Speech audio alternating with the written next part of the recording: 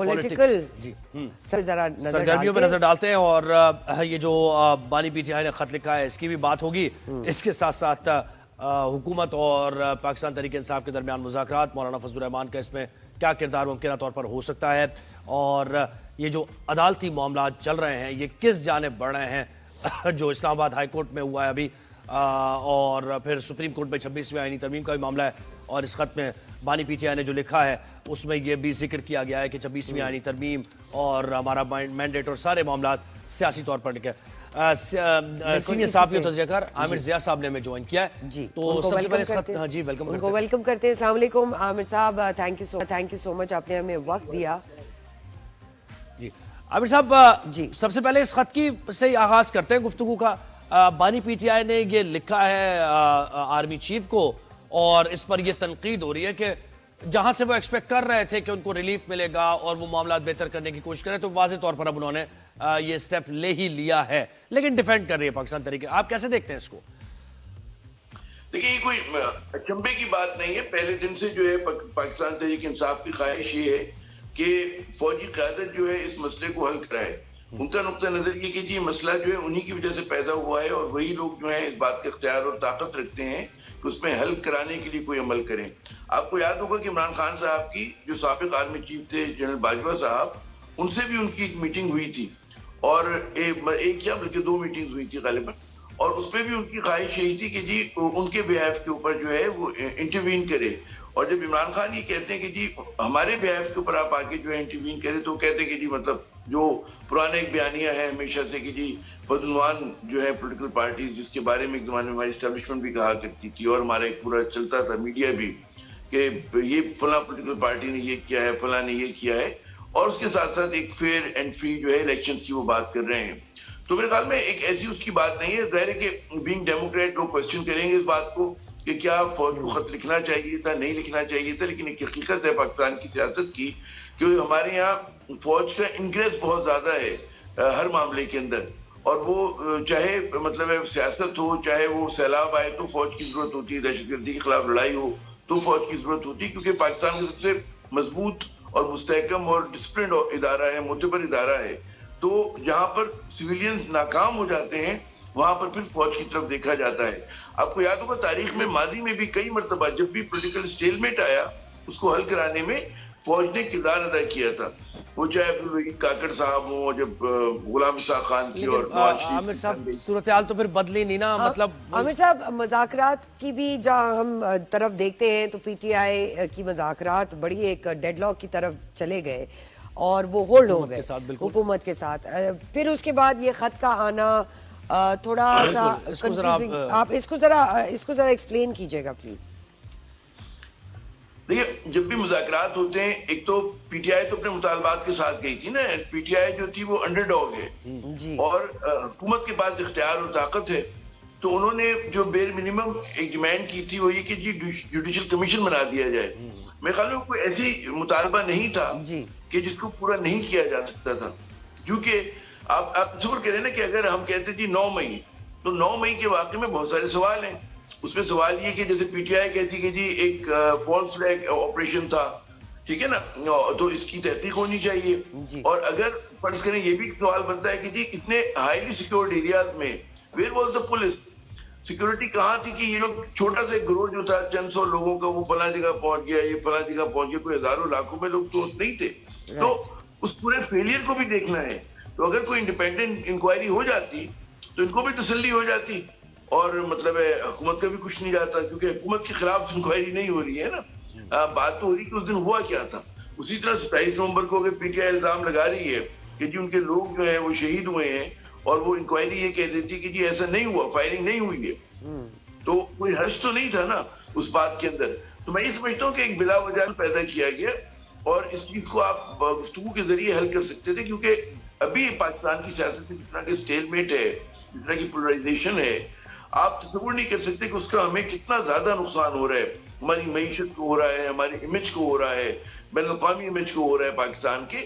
تو حکومت کا یہ کام ہے کہ وہ سیاسی آنچ کو کم کرے، اور اس کے کرنے کے لیے انہیں ریزالو کرنا ہوگا. جی عامر صاحب یہ بھی بتائیں نا، اس سے پہلے والی جو آپ بات کر رہے تھے کہ انہوں نے وہی دیکھا اور اس سے پہلے ہسٹری میں بھی وہی معاملات حل کرتے ہیں جن کے پاس اختیار ہوتا ہے، تو اگر وہی معاملات حل کر دیں گے اور میاں نواز شریف کی طرح سب چیز سموتھ سیلنگ ہو جائے گی بانی پی ٹی آئی کی بھی، تو oblige ہوں گے obviously ان سے وہ.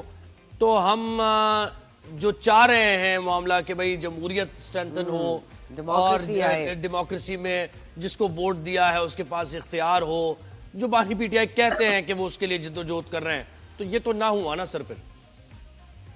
نہیں، آپ درست کہہ رہے ہیں اور ظاہر ہے کہ ہمارے جمہوری ادارے کمزور ہیں، ہماری جمہوری ادارے متنازع ہیں.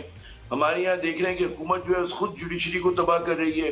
ہم دیکھ رہے ہیں کہ ہماری حکومت خود جو ہے جمہوریت کو نقصان پہنچا رہی ہے پیکا جیسے قوانین لا کر. تو بات ہی کہ ہم اس منزل سے جو آپ کا خواب ہے میرا خواب ہے اس سے تو بہت دور ہیں. اور حقیقت یہی ہے کہ اس میں جناب فوج کا ایک رول ہے. جو فوج کا رول ہے تو انہی سے بات کرنی پڑے گی. دو صورتیں ہو سکتی ہیں نا. ایک رویہ وہ ہے کہ جو کہتے ہیں نا کہ آئین اور پارلیمنٹ سے باہر کی فورسز ہیں وہ آپ کو نظر آتی ہیں ٹی ٹی پی کی صورت میں، بی ایل اے کی صورت میں. ایک جو جمہوری فورسز ہیں جو پاکستان کی بقا چاہتی ہیں، پاکستان کا بھلا چاہتی ہیں، تو پھر انہی سے بات کریں گی نا کہ جو جن کے پاس اختیار و طاقت ہے. سب کو پتہ ہے کہ جی فوج کے پاس اختیار و طاقت ہے تو ان سے اگر بات کرنے میں کوئی حرج نہیں ہے. اور ظاہر ہے کہ وہ کیا بات کریں، وہ یہ بات نہیں کرے کہ جی آپ اگر مطالبہ یہ کہ جی فری اینڈ فیئر الیکشن ہو جائے تو کوئی غیر جمہوری مطالبہ تو نہیں ہے نا. اگر تو اس طرح کے جو مطالبہ ہے آپ بالکل درست کہہ رہے ہیں کہ بڑی دکھ کی بات ہے میں وہاں جانا پڑتا ہے. لیکن جب سیاسی جماعتیں میچورٹی کا ثبوت نہیں دیں گی، آپ سوچیں نا کہ سندھ میں قانون سازی ہوتی ہے کہ جی بیوروکریٹ کو آپ جو ہے وہ لگا دیں گے وائس چانسلر. پیکا کا قانون آتا ہے ہر پاکستانی زد پر آ جاتا ہے. کون کر رہی ہے یہ؟ جمہوری آپ کی پارلیمنٹ کر رہی ہے نا. ساری بڑی پارٹیوں کے لیے ووٹ دے رہی ہیں جی نا. نون لیگ بھی کر رہی ہے، Peoples Party, M Q M. تو پھر کیا رہ جاتا ہے؟ تو اگر لوگ کہتے ہیں جی کسی کے اشارے پہ کر رہی ہیں تب بھی پھر کوسچن کریں آپ ان لوگوں سے. کوئی امید بر نہیں آتی، کوئی صورت نظر نہیں آتی. عامر صاحب بطور سینئر صحافی آپ کا پیکا ایکٹ پر کیا موقف ہے؟ پیکا دیکھیں، پیکا قانون جو ہے ظاہر ہے کہ ایک ہمارے تمام صحافیوں کی یکساں آواز ہے کہ اس کو رد کرتے ہیں. لیکن پیکا جو ہے پاکستان ایک صحافی کا مسئلہ نہیں ہے خالی، یہ ہر اس پاکستانی کا مسئلہ ہے جو لکھنے، پڑھنے اور بولنے کا شغف رکھتا ہے. بالکل. آپ نے کتنے ڈریکونین لاز ہیں دنیا میں، کہیں پر بھی بولنے کے اوپر کرمنل پروسیڈنگ نہیں ہوتی، نہ ہونی چاہیے. ٹھیک ہے نا. اس پیکا لا میں بالکل ڈیفائن نہیں کیا گیا کہ فیک نیوز کیا ہوتی ہے. کوئی بھی کسی کے خلاف بھی وہ کہے گا کہ جی آپ نے یہ جھوٹی خبر دی ہے. اور بات یہ ہوتی ہے کہ ان دس ڈے اینڈ ایج کہ جہاں پر کہتے ہیں نا اے آئی کا دور ہے، انفارمیشن ٹیکنالوجی کا اوور لوڈ ہے، اس پہ یہ سمجھتے ہیں کہ 1960 کا مینٹیلٹی کے ساتھ یہ لوگ جو ہے سینسر کر دیں گے، لوگوں کو آواز دبا دیں گے. بات ہی کہ ہماری حکومت جو ہے مرض سے کشتی نہیں لڑ رہے، یہ مرض کی علامت سے لڑ رہے ہیں. کیونکہ ان کے اوپر تنقید اتنی زیادہ ہو رہی ہے میڈیا میں، سماجی میڈیا پہ. ورنہ ہوتا ہے کہ اگر آپ پہ جھوٹی تنقید ہو رہی ہو اس کو آکسیجن نہیں ملتا وہاں سے. بالکل، you don't care. تو وہ خود بخود مر جاتی ہے. تو آپ لوگ اصل میں کمزوری حکومت کی ہے، یہ بولائی ہوئی حکومت ہے اس وقت. اور ان کو سمجھ میں نہیں آ رہا. یہ ان کو دیکھیں نا ایکس کو بندوے پہ سال بھر ہو گیا. جی اور خود مبارک باتیں بھی چل رہی ہیں ایکس پر ہی. ہاں بالکل ایسی حکومت کی محکمے استعمال کر رہے ہیں. تو یہ کیا تضاد ہے؟ یہ کیسا ملک ہے؟ آپ 21ویں صدی کے اندر آپ کہہ رہے ہیں جمہوریت. ویسے عامر صاحب آپ نے بھی تاریخ ہم سے بہت زیادہ دیکھی ہوگی، لیکن ایسی صورتحال آپ نے بھی نہیں دیکھی ہوگی، یقین ہے مجھے اس بات پر. اچھا یہ بتائیں جی، یہ بتائیں کہ پاکستان تحریک انصاف کی تھوڑی حکمت عملی کی بات کرتے ہیں. تبدیلی آ گئی وہاں پر قیادت میں کے پی کے کی حد تک، اور بڑے ہی یعنی ان کے ہاکس کچھ آگے آئے ہیں، اور وہ یہ بھی بیان دے رہے ہیں کہ بانی نے کہہ دیا کہ اگر میرا نیریٹو یا میرا بیانیہ نہیں فالو کر سکتے، اس کا بوجھ نہیں اٹھا سکتے تو عہدے چھوڑ دو. تو کیا پلان کر رہی ہے پی ٹی آئی؟ کیا احتجاج کی طرف جا رہی ہے؟ ڈی چوک، اسلام آباد، ایک بار پھر اسٹریٹ پالیٹکس، یہ آپ ہوتا ہوا دیکھ رہے ہیں اس ملک میں؟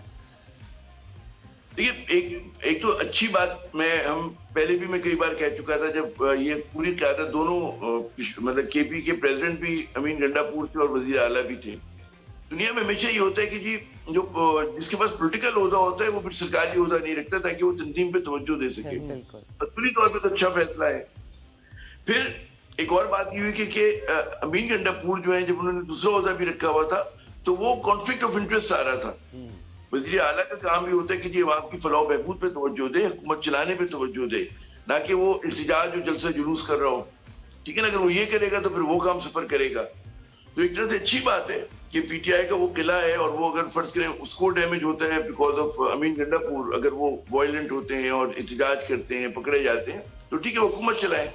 اور یہ سمجھ میں آتا ہے کہ جی کیونکہ پی ٹی آئی نے اپنی طرف سے ہر جمہوری ٹیکٹکس استعمال کر لی. انہوں نے کہا جی ہم نے استعفیٰ دے دیا، الیکشن نہیں ہوئے، ان سے بلہ چھین لیا گیا، ان کے اوپر ایک پوری تاریخ ہے نا. تو ان کے پاس کوئی چارہ ہی نہیں ہے کہ وہ یا تو جیسے انہوں نے اپیل کی ہے آرمی چیف سے، یا دوسرا ہی کہ جی وہ احتجاج کریں. ہاں احتجاج کی حکمت عملی پہ ہم جیسے لوگ سوالیہ نشان یہ اٹھاتے ہیں کہ ہمارے یہاں لوگ یہ سمجھتے ہیں کہ جی احتجاج ایک ون بگ ایکٹ آف دھرنا ہے، جو کہ نہیں ہوتا. احتجاج کی طریقے جو ہوتی ہیں گلی گلی چلتی ہیں، وہ کبھی ایک مظاہرہ ہو گیا لاہور میں، کبھی کراچی میں ہو گیا، کبھی پورے ملک میں ہو گیا، پھر آپ اس کو ردم توڑ دیتے ہیں، پھر چلاتے ہیں. آپ لشکر کشی جو ہے نا وہ پہلے سٹیج پہ نہیں کر رہے ہوتے. وہ پی ٹی آئی مومنٹم اس طرح سے میرے خیال میں نہیں بلڈ کر پا رہی ہے despite its popularity. It's not been able to leverage وہ جو ان کا طاقت ہے. اچھا عامر صاحب یہ بھی بتائیے کہ اس خط کے بعد حکومت کا کیا سٹانس ہوتے ہوئے دیکھ رہے ہیں آپ؟ حکومت ظاہر ان کا مذاق اڑائے گی، حکومت تنقید کرے گی، اور یہ سوچے سمجھے بغیر تنقید کرے گی کہ وہ دور بھی تھا کہ جب جنرل باجوہ صاحب کے پاس خاموشی سے شہباز شریف بھی ملنے جایا کرتے تھے اور جو دیگر قیادت تھی وہ بھی ملنے جایا کرتی تھی. تو ان کو جو خوف ہے، بات یہ تھی کہ جب پی ٹی آئی کی اور اسٹیبلشمنٹ کے اندر دوبارہ سے رابطے بحال ہو جائیں گے تو نون لیگ کو خدشہ یہ ہے کہ جی ہم ریلیونٹ ہو جائیں گے. بالکل ہے. تو ہونا یہ چاہیے کہ جناب اگر رابطے بحال ہوتے ہیں اسٹیبلشمنٹ کو یا فوج کے لیے تمام سیاسی جماعتیں یکساں ہیں ایک جیسے. اور ہو رہے ہیں عامر صاحب بحال ہو رہے ہیں رابطے؟ آپ کی خبر کیا ہے؟ رابطے بحال ہو رہے ہیں؟ نہیں جانا چاہیے کہ وہ کسی کی طرفداری کر رہے ہیں. جی، اور رابطے بحال ہو رہے ہیں؟ آپ کیا کہتے ہیں، تجزیہ اور خبر آپ کی؟ میرے خیال میں کوشش ہو رہی ہے. ابھی تک جو ہے دونوں فریق جو ہے اپنے موقف پہ ڈٹے ہوئے ہیں، اور ایک دم کوئی ڈرامیٹک میں نہیں دیکھ رہا اس چیز کو. پی ٹی آئی کو مزید پریشر بلڈ کرنا پڑے گا، اور یا اللہ میاں سمجھ دے دونوں قوتوں کو کہ وہ سمجھیں کہ جی پاکستان کے انٹرسٹ نہیں ہے کہ جی ہم ایک منیمم پوائنٹس پہ جو ہے ایگری کریں، دیگر پولیٹیکل پارٹیز کو آن بورڈ لیں. اور 9 مئی اور 26 پہ آپ معافی مانگتے ہوئے دیکھ رہے ہیں، یعنی معافی کسی بھی صورت میں، ایسا نہیں کہ آپ کوئی ڈائیلاگ بھی اگر ہو، ایسا ہو رہا ہے آپ دیکھ رہے ہیں پاکستان؟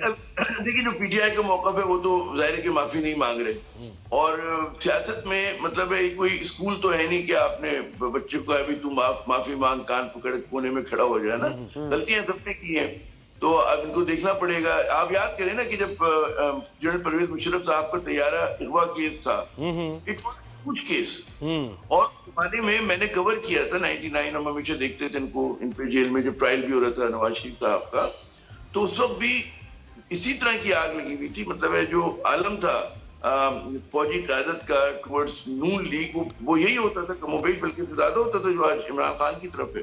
مگر وہ عامر صاحب آرڈر وہی تھے وہ جو تھے کہ ٹھیک ہے بس فضا میں ہی آپ جب بات ہو گئی طیارہ سازش کی تو تھوڑی سی وہی آرڈر تھے کہ صحیح ہے جی اگر ہے آرمی چیف تو ان کو یہاں نہیں اترنے کی جاتی، یا پھر یہ ایسی کوئی رومر تھی؟ بالکل تھے، وہ کوئی ریومر نہیں تھی. وہ نواز شریف کا بڑا بچگانہ فیل تھا کہ آپ یہ چاہ رہے ہیں کہ جی ہمارے آرمی چیف کا طیارہ بھارت میں اتر جائے. اگر آپ نے ٹیک بھی کیا تھا، ان سے جو غلطی ہوئی تھی انہوں نے پتہ نہیں انجینئرنگ کور کے اس کو لیفٹیننٹ جنرل کو جو ہے آرمی چیف بنا دیا تھا، اور ظاہر ہے کہ وہ انہوں نے چپو مارا تھا جب وہ سری لنکا کے دورے پہ تھے، اور یہاں پر جو ہے فوج نے ریٹیلیٹ کیا، خود کیا تھا اس نے، اور وہ ظاہر کمانڈرز نے، اور ان کو بے دست و پا کر دیا. تو یہ تو کوئی حقیقت ہے، یہ تو سارا ڈاکیومنٹڈ ہے. اگر کوئی یہ کہے کہ جی نہیں ہوا تھا، تو جب یہ معافی نامہ لکھ کر گئے تھے سعودی عرب، جب یہ معاہدہ گئے تھے سعودی عرب یہ اور ان کا خاندان، وہ میں نے دیکھا تھا F10 سے اسلام آباد سے جب ان کا سارا جا رہا تھا F4 کا ہوا کرتا تھا بعد میں لاہور سے ٹرک میں بھر کے نواز شریف صاحب کے گھر کا سامان آیا تھا. وہ ٹرکس آف دا ٹریڈ آتے ہیں نا، ان کو وہ ٹرکس آف دا ٹریڈ آتے ہیں نا پاکستانی پالیٹکس کے، اس لیے وہ ابھی تک ماشاءاللہ سروائیو بھی کر رہے ہیں، حکومت بھی ان کی ہے. عامر صاحب coming back to the current affairs, وزیر اعظم پاکستان کا کوئٹہ کا دورہ بھی اہمیت کا حامل ہے، کیونکہ بلوچستان ایک بڑا ہی سینسٹیو ایریا ہے، ڈسٹرکٹ ہے. آپ اس دورے کو کس نظر سے دیکھتے ہیں؟ بات یہ ہے کہ ہمارے ہاں جو ہے میں بیانات سنتا ہوں کہ جب کوئی دہشت گردی کا بڑا واقعہ ہوتا ہے تو میں اس میں سملیرٹی تلاش کرتا ہوں، اور آپ کو لگے گا کہ وہی بیانات ہم بچپن سے سنتے آ رہے ہیں اور ہمارے بال ہوئے. اور اس میں کوئی آپ کو ایک میننگ فل چیز نظر نہیں آ رہی ہے.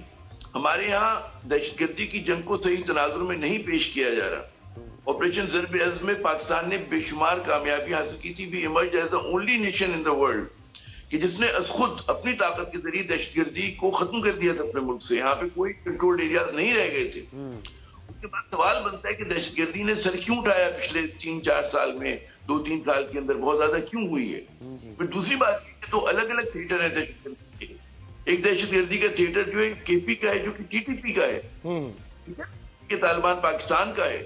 اور دوسرا تھیٹر جو ہے وہ بلوچستان سے تعلق رکھنے والے جو ایک وائلنٹ قسم کے قوم پرست ہیں ان کا ہے. ان میں بھی کئی شیڈز ہیں. بی ایل اے کی کئی دھڑے ہیں اس کے اندر. بی آر اے ہے, بلوچستان ریپبلکن آرمی ہے, بی ایل ایف ہے وہاں پر نا.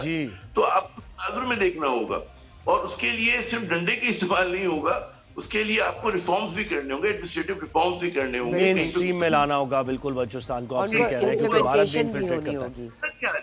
وہ ساری ذمہ داری بیچاری فوج کو دی ہوئی ہے.